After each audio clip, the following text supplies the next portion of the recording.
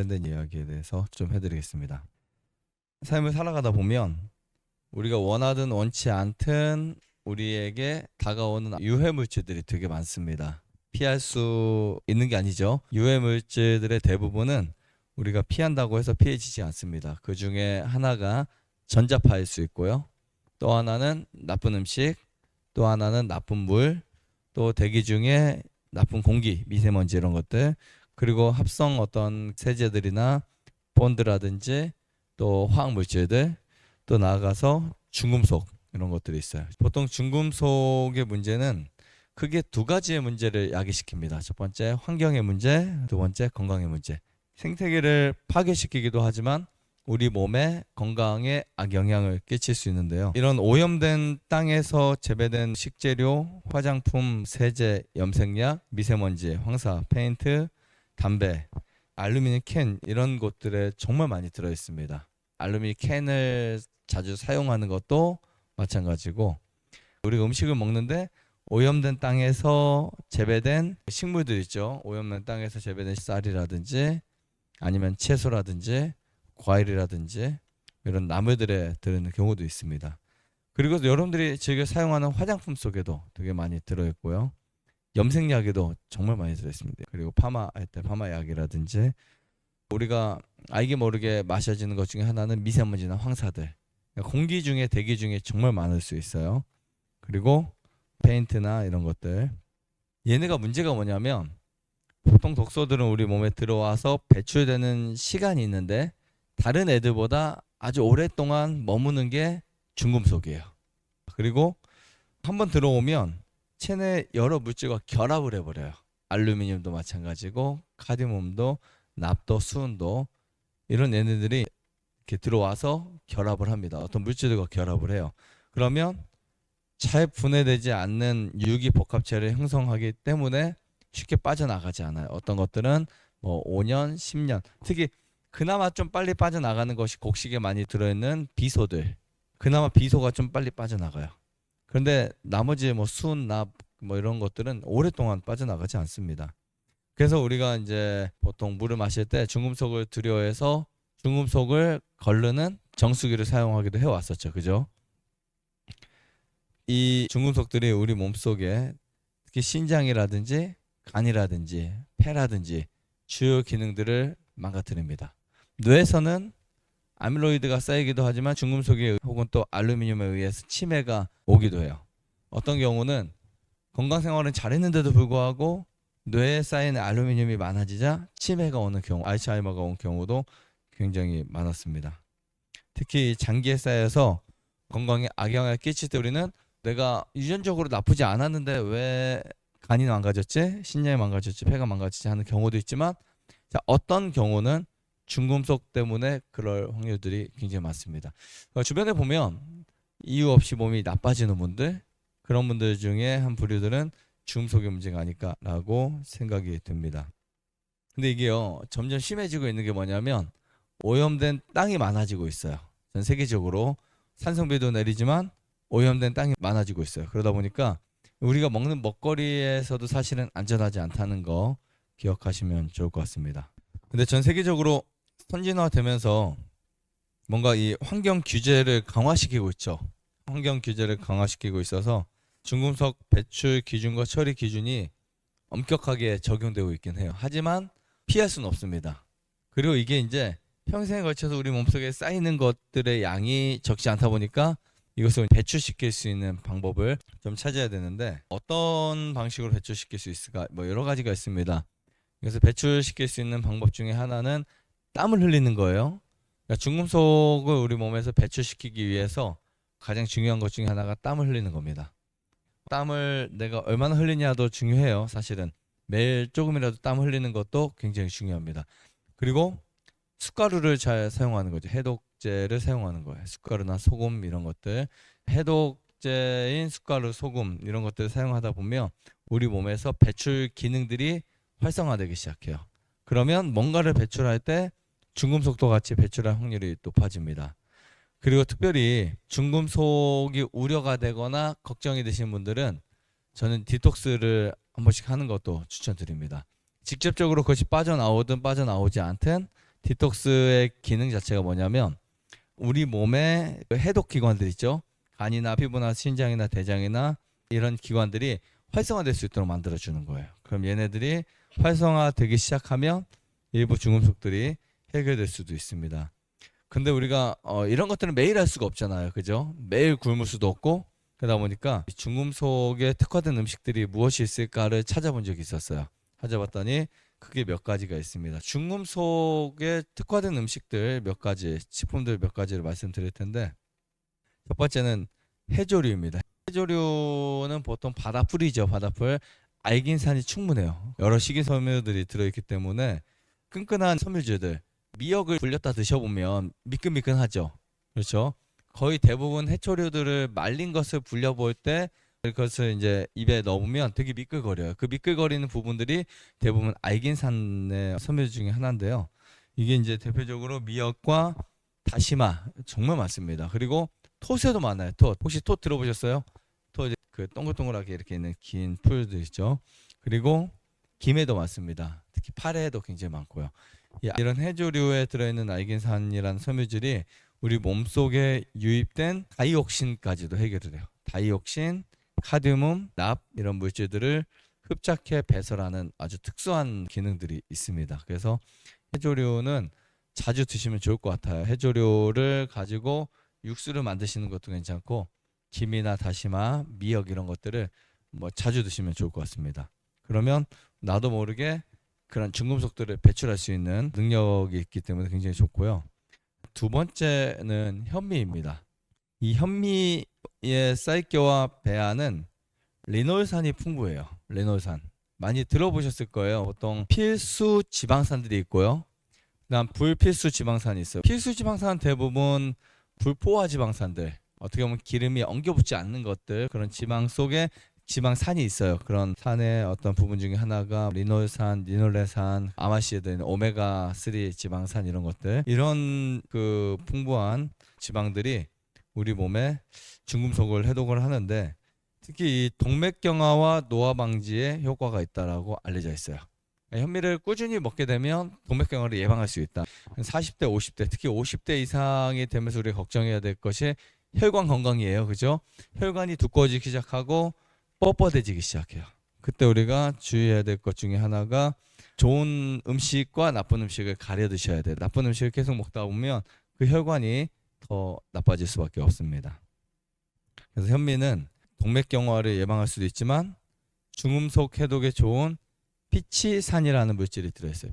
피치산은 강력하게 중금속을 배출시킬 수 있어요. 일본의 오사카 연구소나 세계적으로 어떤 연구소들에서 현미가 갖고 있는 중금속 배출 능력치를 평가해 본 결과 현미가 백미에 비해서 88% 이상을 갖고 있다고 연구 자료가 나왔습니다. 어떤 분들이 그래요. 이 현미에 묻어있는 중금속을 벗겨서 백미를 먹으면 안전하지 않냐라고 물어보시는 분들이 있어요. 농약이라든지. 근데 사실은 묻어있는 것들은 좀 씻으면 되죠. 좀 남아있다 하더라도 현미 자체를 먹으면 배출 능력이 더 강해요. 그래서 백미를 먹는 것보다는 훨씬 더 유익이라고 보시면 돼요. 가장 좋은 것은 현미 자체 중금속이 없는 거 먹는 게 가장 좋고요. 농약 성분이 없는 게 먹는 게 가장 좋지만 설령 좀 있다 하더라도 배출할 수 있는 능력이 현미가 훨씬 많다라고 보실 수 있습니다. 그러니까 백미와 현미를 비교해 보면 현미는 능력치가 갖고 있는 중금속을 해독하고도 남고요. 백미는 능력치가 떨어지니까 아주 미세하게 들어있어도 그것이 우리 몸속에 다 쌓일 수밖에 없다라고 볼 수 있습니다. 천연 방사선 차단 물질인 세레신을 함유하고 있어요. 현미 속에. 이게 엄청 중요한 겁니다. 방사선 피복되었다고 하죠. 방사선 피복되면 이제 세포가 상하고 장기 손상이 되거나 오랜 시간 후에 그 유전자가 망가져서 우리 몸에 어떤 악영향을 미칠 때들이 있어요. 그런 부분들을 우려해서 우리가 뭔가를 피하려고 하고 그럴 수 있겠지만 물론 굉장히 중요하지만 사실은 우리가 아무리 피해도 그런 잘못된 나쁜 물질들을 못 피하잖아요. 방사선, 엑스레이선 뭐 이런 것도 못 피하잖아요. 근데 현미 안에 세레신이라는 이 물질이 있어서 몇 가지 방사선들이나 특히 자외선도 차단할 수 있고요. 전자기파, 방사능 외부의 유해한 물질을 유해한 복사선 차단에 굉장히 효과가 있다는 것이 밝혀졌습니다. 그래서 여러분들이 현미를 드실 때 씹어 드셔야 돼요. 씹어 드셔야 이런 물질이 만들어질 수 있어요. 현미를 그냥 막 드시잖아요. 그러면 이런 차단 물질이 만들어지지 않습니다. 일본 후쿠시마 원전 사고 이후에 이 세레신 함량이 높은 현미가 방사능 대응을 위한 식품으로 큰 관심을 받게 되었다고 합니다. 어떻게 보면 방사능 그 당시에 이제 원전 사고 이후에 방사능 그런 물질들이 굉장히 많이 올라갔을 거 아니에요. 수치들이. 그때 가장 장려했던 가장 권장했던 식품 중에 하나가 현미였다라는 사실을 발견할 수 있습니다. 그만큼 굉장히 방사능을 대응할 수 있는 좋은 식품이라는 것이 알려졌었어요. 왜냐하면 매일 먹는 거잖아요. 그죠? 그렇기 때문에 굉장히 중요합니다. 세 번째는 미나리예요. 미나리 특유의 향을 갖고 있죠. 미나리는 그냥 여러분들이 이렇게 하시면 돼요. 천연 해독제라고 생각하시면 돼요. 사실 간이 엄청 망가져도 미나리를 오랫동안 잘 먹다 보면 간이 회복되는 경우들이 되게 많습니다. 이 산성화된 몸을 중화시켜주는 물질들을 보통 알칼리 식품이라고 표현해요. 알칼리 식품. 왜냐하면 중화를 시키려면 다시 그것을 환원을 시켜야 되잖아요. 산도가 떨어졌을 때는 산도가 높은 거와 낮은 거에 대한 중간점을 만들기 위해서 아래에 마이너스가 된 것을 플러스 된 것을 넣어주면 이게 이제 산성이 알칼리가 될 수 있어요. 이 오염수의 중금속 정화에 뭐랄까요? 굉장히 그 특수화된 식품 중에 하나가 미나리입니다. 미나리는 대부분 오염수나 그런 데도 많이 자라잖아요. 자라면서 자기가 그것을 해독시켜 버려요. 물론 오염수에서 자란 미나리 드시는 거 추천하진 않아요. 그런 것보다는 깨끗한 곳에 자란 미나리나 좋게 재배된 미나리 드시면 간에 좋고 또 중금속 흡수와 배출에 뛰어나기 때문에 자주 드시면 좋을 것 같습니다. 사실 어떤 물질이 중금속을 흡착을 해서 빼내는 역할을 해야 돼요. 그 중에 하나가 미나리였다라고 볼 수 있습니다. 네 번째는 사과예요. 사과. 이제 가을에 이제 겨울철에 사과를 많이 볼 수 있는데 이 사과가 중금속을 흡착하거나 빼는 역할을 정말 잘한다는 거 여러분 꼭 기억하셔야 되는데 식이섬유가 풍부해요. 식이섬유 모두가 다 중금속을 해결할 수는 있습니다. 어느 정도는. 근데 이게 아주 작아요. 그 모든 식이섬유가 다 해결하는 건 아니에요. 그 중에 아주 특수 식이섬유 거기에 붙어 있는 뭐 여러 가지 알겐산이라든지 약간 끈적끈적한 것들 몇 가지가 있는데 이 사과에 이제 들어있는 식이섬유는 중금속을 흡착하거나 독성 무기질과 결합해서 흡수를 방해합니다. 어떻게 보면 흡수를 못하도록 계속해서 우리 몸속에서 밀어내려는 작용을 해요. 사과를 먹게 되면 사과 속에 있는 물질들이 특히 사과는 껍질을 벗겨서 드시면 안 돼요. 물론 맛을 위해서 벗겨 먹을 수 있겠죠. 근데 사실 사과는 껍질을 벗겨 먹으면 사과에 기대할 수 있는 효능 자체가 거의 떨어집니다. 아시겠죠? 사과 껍질을 유해 중금속 제거 실험에서 실제로 실험한 내용이 있어요. 납을 몇 프로 이상 제거하는지를 봤더니 놀라지 마세요. 95% 제거했어요. 사실 정말 좋습니다. 만약에 여러분들이 정말 내 중금속을 많이 빼야 되겠다. 그러면 사과를 깎아서 별로 좋아하지 않는 사람 사과 주시고 껍질만 드시면 돼요. 중금속 해결이 정말 좋습니다. 아시겠죠? 그 정도로 좋아요. 그러니까 사과는 절대 벗겨 먹으면 안 돼요. 사과가 좀 더럽고 모양이 안 좋아도 깨끗하게 씻어서 점이나 그런 상한 것만 드시고 나머지 껍질째 드셔야 돼요. 사과를 약으로 드셔야 돼요. 사과를 물론 과일로 드시는 것도 괜찮지만 저는 이 사과를 중금속 배출에 정말 좋은 식품이라고 말씀드리고 싶고요. 펙틴이라는 성분이 정말 많이 들어있어요. 사과산, 유기산들이 많이 들어있어요. 정말 사과는요 사람을 건강하게 만들 수 있는 정말 좋은 과일입니다. 1년에 사과를 몇 개나 드시나요? 뭐 요즘에는 1년에 사과를 몇 개 안 드시는 분도 많아졌어요. 근데 사과를 좀 많이 드시는 거 좋습니다. 1년에 사과를 최소한 30개 이상 아시겠죠? 100개 정도 드시면 좋을 것 같아요. 100개. 사과를 드실 수 있는 기회를 만들어서 내가 몇 개를 먹는지 한번 세면서 드시는 것도 괜찮아요. 50개, 51개, 52개, 53개, 100개 정도 드시면 그래도 어느 정도 중금속을 해결해 주지 않을까. 중금속뿐만이 아닙니다. 사실 우리 몸속에 들어온 독소 배출에 정말 좋은 식품 중에 하나라고 말씀드리고 싶습니다. 아까 말씀드렸죠. 납, 유해 중금속 제거 물질에서 납을 95%까지 제거했다. 근데 100%는 없어요. 우리 몸속에 들어온 모든 중금속을 100% 제거할 수는 없어요. 그렇기 때문에 기대치에서 95%는 엄청난 겁니다. 50%도 많은 건데. 자, 그 다음에 브로콜리가 있어요. 브로콜리 속의 비타민 C와 베타카로틴이 체내에 유입된 중금속을 해독하는 데 도움을 줍니다. 브로콜리는요 정말 채소잖아요. 약간 이렇게 씹어 먹을 수 있는 채소인데 이 브로콜리가 활성화시키기 위해서는 씹어 드셔야만 해요. 사실 브로콜리가 좋다고 해서 이제 이것을 갈아서 드신 분들 있죠. 아니면 푹 익혀가지고 잘 씹지 않고 드신 분들, 그런 분들은 효과가 많지 않습니다. 물론 다른 효과는 있을 수 있지 모르겠지만 해독 효과가 떨어집니다. 브로콜리에 들어있는 비타민 C와 베타카로틴이 체내에 유입된 중금속을 해독하는 데 도움을 주고요. 특히 브로콜리에도 비타민 C 엄청 들어있어요. 뭐 비타민 C 하면 레몬, 키위만 생각할 수 있는데 전혀 그렇지 않습니다. 브로콜리도 엄청 들어있어요. 하루에 보통 우리 몸에 필요한 양의 150%까지 제공할 수 있어요. 엄청난 거죠. 여러분들 매일 브로콜리를 드실 수 있으면 자주 드시면 좋아요. 설포라펜이라는 성분이 있어요. 기도와 폐에 세균 생성되는 것을 억제합니다. 만약에 내가 폐가 약하다, 기도가 약하다, 가을철에 호흡기관이 약하다 하는 분들은 브로콜리를 자주 드시면 좋아요. 일주일에 아마 3번 정도 막 이렇게 해서 자주 드시는 게 좋고요. 그러면 세균이 폐에서 생성되는 것을 막아줍니다. 감기 예방에도 굉장히 좋고 면역에도 굉장히 좋아요.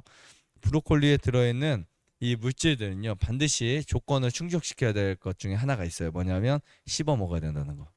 그러니까 다른 야채보다 브로콜리는 좀 더 씹어 드셔야 효과가 더 있어요. 왜냐하면 얘네가 갖고 있는 성분 자체가 씹었을 때 타액과 섞였을 때 만들어지는 물질들이 되게 많아요. 그렇기 때문에 브로콜리는 충분히 씹어 드셔야 된다, 이렇게 생각하시면 될 것 같습니다. 추가로 도토리 묵 있죠. 도토리 종류들도 되게 좋아요. 도토리에 탄닌 성분들이 있어요. 그리고 껍질을 벗기고 나면, 도토리는 상수리가 더 좋은 것 같아요. 껍질을 벗기고 나면 속껍질이 있고 그 속껍질을 우리가 통째로 씹어 먹게 되면 되게 떫달하는 성분들이 있어요. 이런 성분들 중금속 배출에 정말 좋습니다. 그래서 도토리를 묵을 써서 먹는 것도 좋고 도토리 씹어서 드시는 것도 굉장히 좋아요. 통째로 씹어 드시는 것도 중금속 배출에 정말 좋은 물질이 들어있다. 그리고 중금속을 해결하는 데 되게 좋다라고 생각하시면 될 것 같습니다. 그리고 소금물을 매일 마시는 것도 정말 좋아요. 소금물을 매일 마시는데 한 번에 많이 마시지 말고 특히 아침 시간에요. 아침에는 우리 몸속에 독소가 배출의 완성 시간이기도 해요. 우리가 잠자는 시간부터 저녁 동안 몸이 해독 모드로 들어가요. 사실은요. 수면 모드, 해독 모드. 그러면서 이제 몸이 좋지 못한 것들이 복구가 되기 시작합니다. 그래서 저녁에 잠자기 전에 먹으면 좋은 것 중에 하나가 뭐 꿀도 있고 쑥도 있고 막 이런 것들이 있어요. 근데 화장실에 자주 가는 분들은 숯을 아침에 드시라고 말씀드려요. 우리 아침에 일어나서 독소가 이제 마지막으로 배출될 때, 배출 거의 다 되고 이제 마지막 종료시킬 때 소금물 한 잔 마셔주면 좋습니다. 그러면 나머지 세균들, 나쁜 균들을 억제시킬 수 있고요. 특히 소금물을 따뜻하게 드시게 되면 우리 몸속에 있는 노폐물이 빠져나가고 중금속이 어느 정도 계속해서 제거되는 데 도움이 될 수 있는 어떤 역할이 될 수 있습니다. 그 외에 뭐 여러 가지 물질이 있지만 이렇게 몇 가지만 여러분들이 가을철에 앞으로 또 이렇게 잘 드시면 굉장히 좋은 효과를 얻지 않을까, 이렇게 생각을 합니다. 좋아요, 구독, 안내자자 눌러주세요. 눌러주세요. 눌러주세요.